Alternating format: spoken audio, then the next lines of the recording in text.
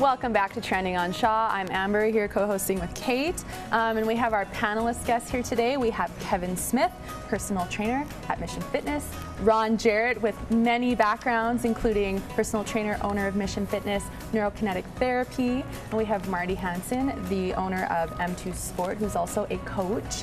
Welcome guys again. Thank you so much for being here today. Thanks for having us. And we're going to take it right back into some trending topics this morning, and with a bunch of healthy people here on the panel, great. Let's talk about McDonald's. Because McDonald's is rolling out a new burger that's going to be a little bit bigger than the rest of the ones. Triple pound burger. They are bringing out for a limited amount of time. They're going to have 3 different kinds. So they're trying to do this to make the brand look better. It'll be sirloin 3rd pound burgers, the steakhouse, foreground, and then lettuce, tomato, and bacon and cheese. So that's a lot of food. So if it's the 3rd pound, what happened to the first 2 pounds? Yeah. I'm not 100% sure. They just added on? Well done. Yeah. What do you think the caloric intake of that would be, those burgers? Oh, I can imagine. That's a Third of meal a pound in is itself. I'd have to care about calories first. Yeah. Very good point. Make sure you get a diet soda too when you get And a Okay, 'cause that supersized helps. fries. Yeah. So McDonald's, we all know, hasn't been the healthiest. So does it really matter that they're just unrolling something still unhealthy? Man, the challenge, here's the challenge, okay? One of the things that we talk about with our clients all the time, occasionally I'm going to stumble into a fast food restaurant. So part of what we want to get across to people is that we can equip you to navigate that situation safely by understanding a few basic principles. So it's going to be what it's going to be. Yeah. What is the best choice for me based on my objectives and my health concerns, etc. So for myself, if I happen to be in McDonald's, I wouldn't likely shy away from that burger, but I would cut out the bun. I would probably get rid of most of the condiments. I would eat it with the lettuce, bacon, cheese, tomato, lettuce only. No fries, nice glass of water after. Yeah. Away you go. So it's really understanding how to make the best choice in that situation, because they're going to do what they're going to do. Yep. And for the people that are really engaged in their process towards a healthier lifestyle, better fitness, vitality, we want them to be equipped to handle that situation. Well, Ron has better willpower than I do, because I wouldn't even have the burger. I just like the fries at McDonald's, so I try not to go in there. When I'm dealing with clients and they're on a weight loss journey and they have to have, and they need a reset, they like to use the word cheat meal. It's not a cheat meal, it's a free meal. But I try to even steer them away from that instead of going to a McDonald's, because McDonald's, no matter how you put it, is not healthy for you. So if they want to have a burger, then go to a lounge burger and have a protein burger, of course, and they even will wrap it in lettuce, so you don't even have to have the bun. But if you're going to give yourself that free meal to have that reset and you need that juicy deliciousness, then go and splurge on it. Be a connoisseur. Like the best, connoisseur, almost kind of talking about the best quality, right? Absolutely. Find the best but quality. you can have the best of both worlds, and you're not going off the deep edge. I try, I know that clients will go there. I know that it's so convenient for a lot of people that I try to steer them away from that and go for quality versus the convenience. Marty, do you believe in cheat meals or free meals or whatever you want to call No. them? No? None at all? Veggies and protein 100% And that's of the where time. it ended. Thank you, Mark. Well, if a person, it depends on what you're committed to. Yeah. So if you want to achieve a goal, then this is a significant part of it, is what you put into your system. And knowing exactly what you're putting into your system makes it a lot easier. If your life has been, a lot of people who have come to us over the last, say, I'm just even going to say in 2014, this has been the biggest year as far as clients in 2014 going into 2015 as far as size-wise goes. So when clients who come to us that are in the 300-pound mark, they didn't get that way by eating chicken, rice, and veggies for the most part. It was unhealthy eating. So,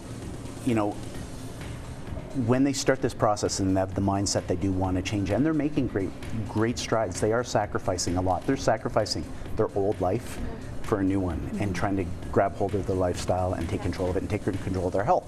So yeah, that's where I believe in the free meal, is that they do need a reset. They need to have that some sort of sense of normalcy in their life. So I do I would challenge that a little bit too. I mean, obviously, we're always careful about how we language some of these things. Well, people are different for every person. It really is. But when we use words like diet or change or sacrifice, that scares the daylights out of people. So really, what we try to espouse is we're really living in a continuum, and on one end is ideal. Where I am is somewhere else behind that. So over the course of time, we're making lifestyle change, and a big part of that is nutritional choice, moving from a consumer mindset to a connoisseur. So the things that were part of my lifestyle before no longer serve me. I've replaced them with something better that is more in line with my objectives. So those are pieces that we want to make sure people understand. And God forbid I end up in a McDonald's or other fast food establishment, but I know how to negotiate it. Right. It happens. It happens. It does. Okay, so a woman in Saskatoon, a mom in Saskatoon, has a bit of a bone to pick with a company due to their ad. So her and her family were in the mall and they saw some Victoria's Secret ads of girls just in their underwear, bikinis. Yes. And it said it made her kids feel really uncomfortable. Yes. So she blogged about this. Yeah, and she put a question out on Facebook of, when do we draw the line of when is an ad exposing too much? She got a ton of responses, and I mean, it's making the news. So, I mean, really, truly, when is it drawing the line between a woman being pretty much almost naked in a public place? Because we see them all the time. You walk through the mall, tons of stores. Yeah. You know what? I'm going to be a dad of a little girl in June, and that would be something like I didn't know we were going to be talking about this, so it's kind of got me thinking that, you know, Victoria's Secrets has been around for a long time. It's a great place, and women shop there, but it can be, their advertisements can be done in classy ways. It doesn't have to show everything off it. But you do walk through some of these malls, and the images do look pornographic, semi-pornographic. Was the child upset, or was it the mom more upset saying the child was upset? I don't know. But they can come around and do, I'm not, being a guy, I'm not opposed to, you know, the Victoria's Secret ads that you see in Market Mall or anything like that, but you know, it can be done in a classy way. Here's my problem, and I don't know why women aren't freaking out about this, because for years, decades perhaps, women have been striving to gain equality. One of the things that we're trying to avoid is objectifying women, seeing them as only a physical being. These kinds of ads propagate that. So why aren't women furious? And a man is going to look where a man's going to look. So if you really want my attention, cover it up so I can see you. So that's one point. I have an 8-year-old son. I'm not ready to have that conversation with him yet. He's not ready. So I don't feel it's appropriate for him to be exposed to that, especially when what they're advertising is something that is uniquely feminine, that is beautiful in its own right and in the appropriate setting. Walk in the door, then show it. Have a little caveat on the wall of the door, or on the door that says, hey, if you have young children who may find this offensive, perhaps they should wait outside. No, it's true. There's better ways of managing that to still market their product appropriately. And one of the things that's most attractive, I find, is when a woman downplays her sexuality only to reveal it later in a more appropriate setting. Set your store up the same way. Create a bit of allure. Some curiosity, and then draw people in that way, rather than hit me in the face with it. Absolutely. Right, and we all know though that sex sells, right? And it's their direct approach. But I completely agree on, you know, how many kids go to the mall, right? All kids go to the mall. And what is the message that's sending to a young woman?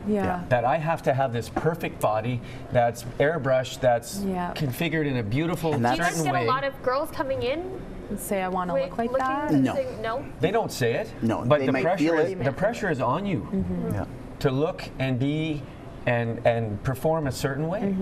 It's unfair. It is. But it's not only just Victoria's Secret. We have to remember that it's all facets of social media, television, everything under the sun. Instagram. Oh my God! All like it's like everything. It's, you can't go on Instagram without seeing someone in a thong and thong and bra and panties or whatever. But it's even getting to the point where even so-called fitness models, who are supposed to be strong, feminine, are looking like porn stars. You can't tell the difference between who's a fitness model and who's who's a porn star on Instagram anymore. And it's because important that's to what they wear. understand too, and we want to get this message across, that when we talk about fitness, we're not talking only about the physique. Not a chance. We're talking about the whole person.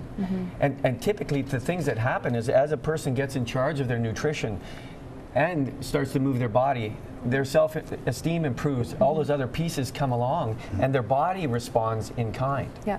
And that's So yeah, why we have you guys here this exactly. I want to tie and segue right into that. We have Ron Jarrett from Mission Fitness and Kevin Smith, and you guys are the co-founders of Hero Camp. And I think that's something that you guys will explain, really empowering men and helping them with those kinds of situations. So